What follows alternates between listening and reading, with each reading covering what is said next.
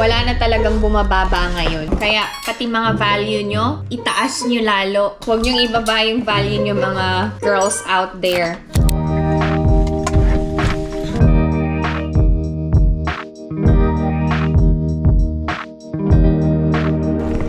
So when somebody compliments you, you should always say thank you with confidence.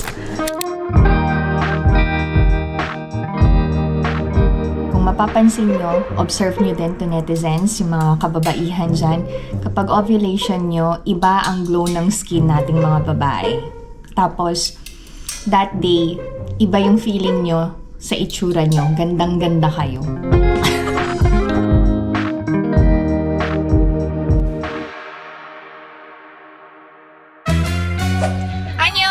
Hi everyone! Welcome back to my channel. This is Pinay Mom in South Korea. Katatapos lang ng trabaho ko. Thank you Lord, nakaraos ako ngayong araw na to. Meron na akong time para sa sarili ko and gusto ko kayong isama to netizens. Mamimili tayo ng mga bagong gamit sa kusina. Yes, finally! Naisipan ko na ring dagdagan ang gamit ko sa kusina. I'm going to celebrate my 39th birthday soon and I invited some of my friends. Medyo nadagdagan kaya magdadagdag din ako ng pinggan, kutsara, tinidor, yung mga ganon. Grabe no, ang bilis ng panahon. 4 years ko na din kayong nakakasamang mag-celebrate ng birthday ko to netizens. So maraming salamat sa mga nagstay and nandyan pa rin hanggang ngayon. Wait. May tumawag sa akin. Nasaan na ba tayo nung ang pinag-uusapan natin to netizens? Okay. So, may time na ako para sa sarili ko. Pupunta tayo ngayon sa Moda Outlet para bumili ng pinggan, kutsara, tinidor. Ito yung shirt na nabili namin ni Ina sa Hyundai Outlet. Yung nag-sale ang Lacoste. Ang pronunciation ng Lacoste dito sa Korea, Lacoste.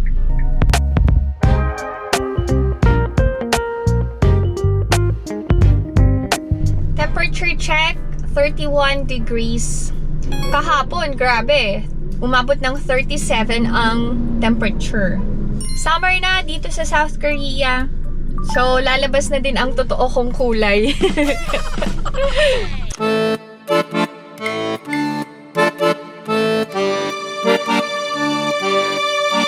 Nandito na ako sa Moda Outlet. Mag-energize lang ako. Hokari Sweat.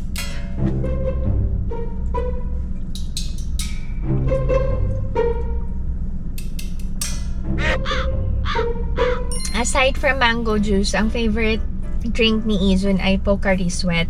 So, every time na namimili ako, I always make sure na merong Pocari Sweat sa bahay. And sometimes, nag-order na lang ako online. Let's go to netizens! Tapos, maya-maya, sasagutin ko din yung mga questions nyo. Mag-Q&A din tayo. Sayang naman, magchikahan din tayo. Uy! May gwapo. Nag-aabang sa atin to netizens. Wait lang. Oh, inaabangan tayong pumasok. Uy! Natawa ko doon. Alam niyo ba, si Chao, no? Hindi ko bet yung kagwapuhan niya before. Pero nung nakapanood ako ng drama niya, parang ang gwapo-gwapo na niya. Pero hindi talaga ako head over heels sa kanya. Pupunta tayo sa Modern House ngayon. Medyo syala-syala kasi may budget. Bibili tayo ng magandang pinggan, kutsara, tinidor.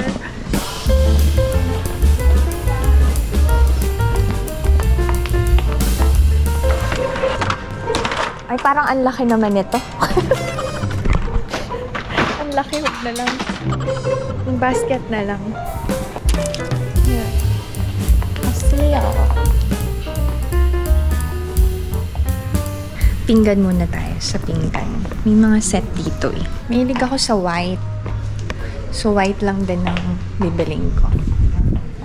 Ay, parang okay itong dish set daily.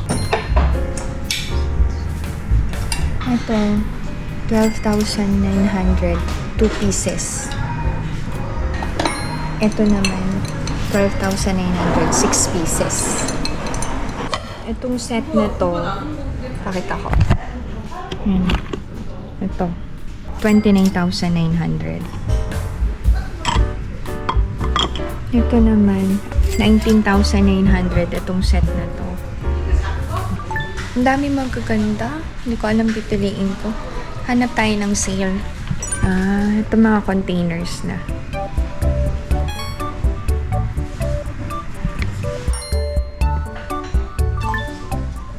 Parang gusto ko yung may gold sa gilid. Wait lang. Ang lakas makayayamanin. Ito diba? May gold. Pati yung mugs, may gold. Magkano to? 7,900 isa. Naku, kapag nabasag, Diyos ko, baka umiyak ako. Pero ang ganda ha.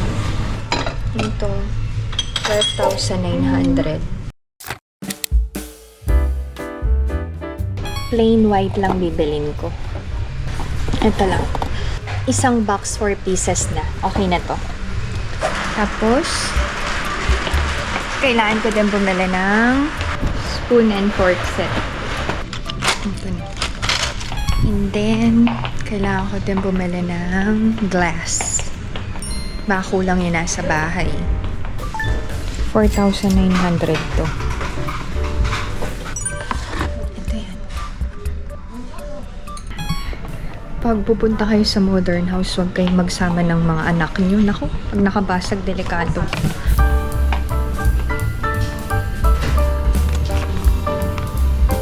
Bath slipper set. Ang ganda ng toothbrush dito eh. Aesthetic yung color. Ito na lang. Okay na.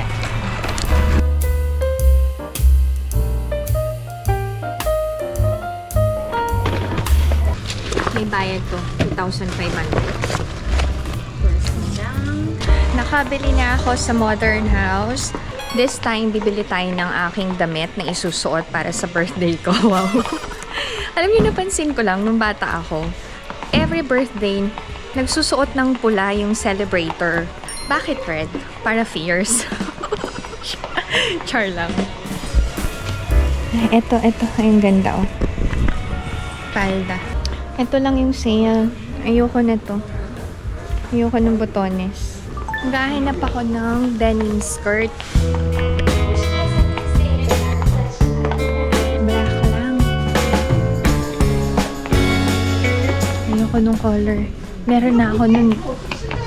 Saan tayo bibili ng denim skirt? Oh, ito. Baka meron dyan. Dyan. Ay! Akala ko skirt. Parang maganda din to. Sukatin ko nga. Ang size ng bewang ko sa Guess ay 26. Wow, sana all. Kahapon na. Today, 28 na daw. Ulo. Ang ganda ng color. Pero kasi hindi nakasale eh. Ganito ba kayo to netizens? Alam niyo yung budget niyo, pang sale lang. Pero yung nagustuhan niyo, hindi nakasale. Pag nag-overall ka, complicated pag umihi ka. Kailangan mong hubarin lahat. Tsaka parang uncomfortable isuot. May init na din eh. Parang masikip. Pero dahil naka-sale to, last item na to. Ay, nice. Oh. Meron na kasi akong palda na kapareho lang nitong sinukat ko. Aksay lang talaga ako ng oras. Wait, bis na ako. Baba tayo to netizens. Baka meron pa ako mahanap sa first floor. Naka-sale. Wait, baka meron sila dito.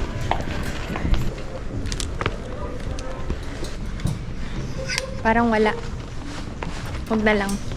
Walang nag-a-assist. Nagtampo na ako. Matampuhin eh. Wala akong nagustuhan dito. Or wag na. Wag na nga tayong bumili. Tinamad din, no?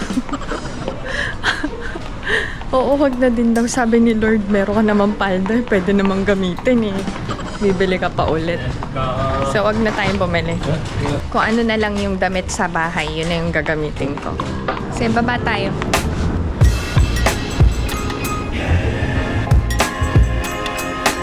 Ganda talaga ng yellow, no? Magkano to? 39. 79,000 won. Original price, 214. Yun. Baka mahal naman. Ay, ayoko nang may bandy. Ay, ang ganda ng set ng green, oh. Oh my, parang gusto ko tong isuot, ah. Parang ganda ng green, no? Ang cute ng mga damit dito. Sukatin ko nga tong green. Parang bet ko mag-green sa birthday ko. Baka mahal. Check natin kung magkano. 얼마예요? Okay, 70,000 won daw. Carry na. Check natin kung bagay sa akin ng green. Ay! Parang ganda ng green. Nice, oh. May sapatos. Sukat natin. Ay, ang ganda.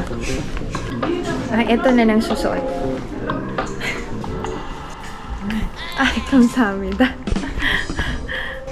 Ang ganda ko daw. Ay, thank you, Lord. So, when somebody compliments you, you should always say thank you with confidence. Ay, ang ganda ng shoes din, oh. Ganda din pala yellow.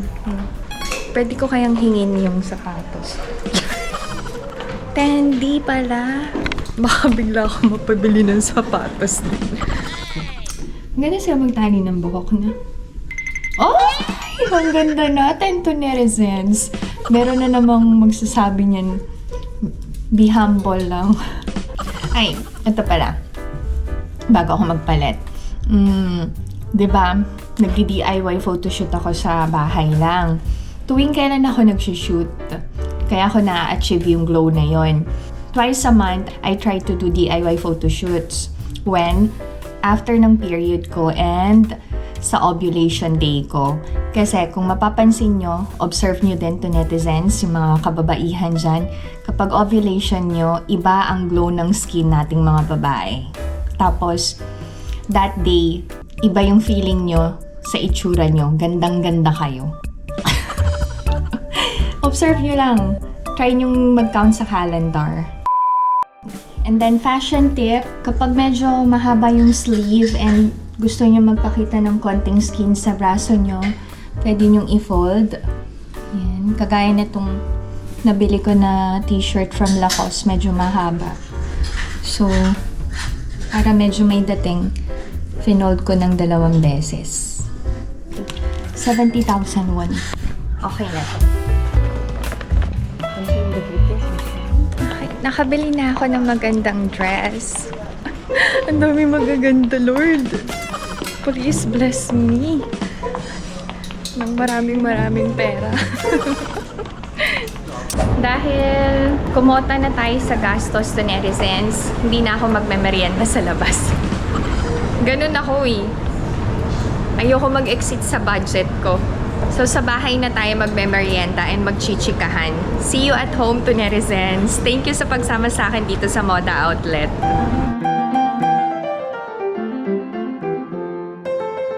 Parking. Magbabayad tayo. 3,500 pero dahil may binili ako, wala tayong babayaran sa parking. Oh, nakaabang na naman sa atin talaga ang kagapuhan ni Chaung No. Okay, magpaalam na kayo. Bye!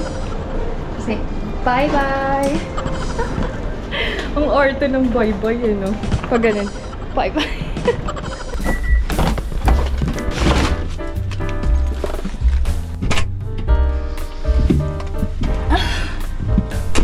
Let's go home now!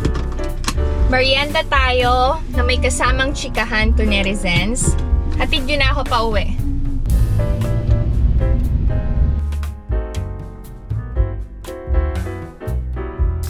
I'm already home.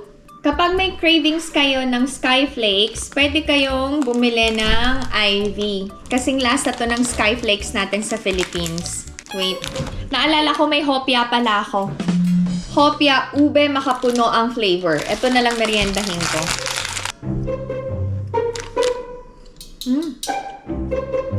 Sarap. Kain tayo to, netizens. Merienda tayo. Okay. Sagot na ako sa mga tanong nyo.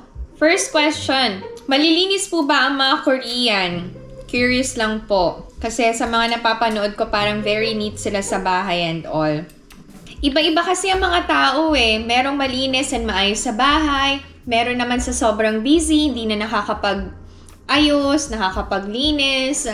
So, hindi ko masasabi na mostly ng mga Koreans ay neat sa bahay. Kasi may mga kakilala ko na Korean Azuma, nakagaya ko meron na sobrang minimalist lang sa bahay and maayos.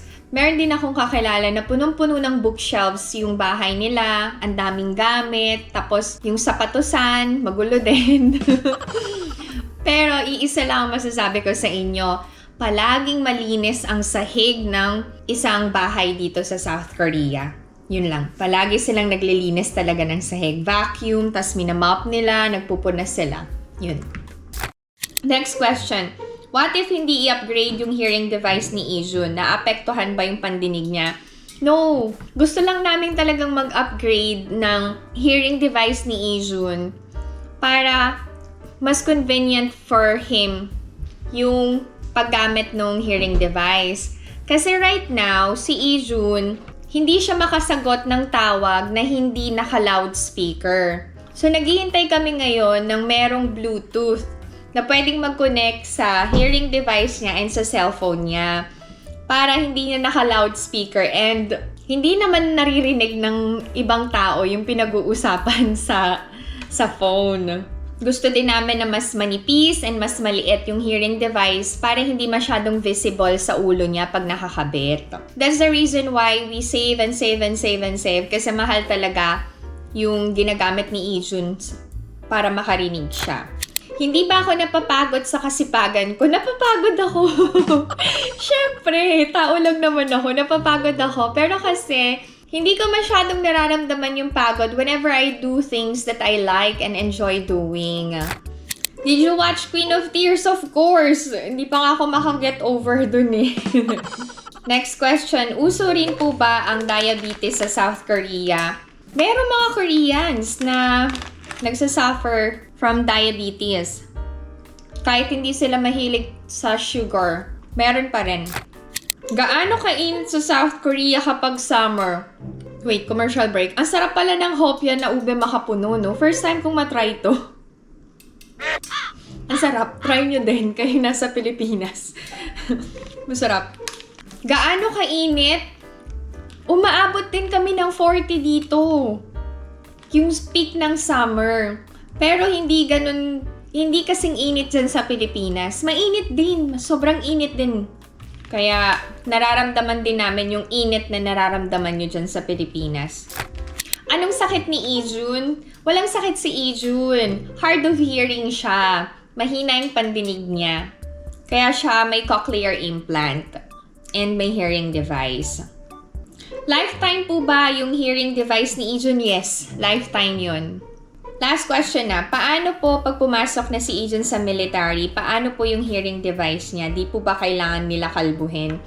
Si Ijun ay considered as PWD, so exempted siya sa military service. He doesn't have to go there. Hindi niya may experience yun. Pero choice ni Ijun kung gusto niyang pumasok. Pero hindi yun ipapasok ni Alex.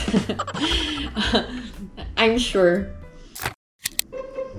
Merienda tayo. Ang sarap talaga nitong ube makapuno. First time ko to na-try. Pero mabigat sa tiyan ang hopya Hindi ko kayang ubusin tong isang pack. Nakakadalawang piraso pa lang ako, busog na ako. Mahina lang talaga ako kumain. Hindi, gutom ako eh. Gutom na ako ng lagay na to Oh, thank you Lord, thank you Lord. At least, hindi na ako nag-spend ng extra money para sa merienda outside. I-unbox natin yung pinamili ko sa Modern House. Share ko sa inyo.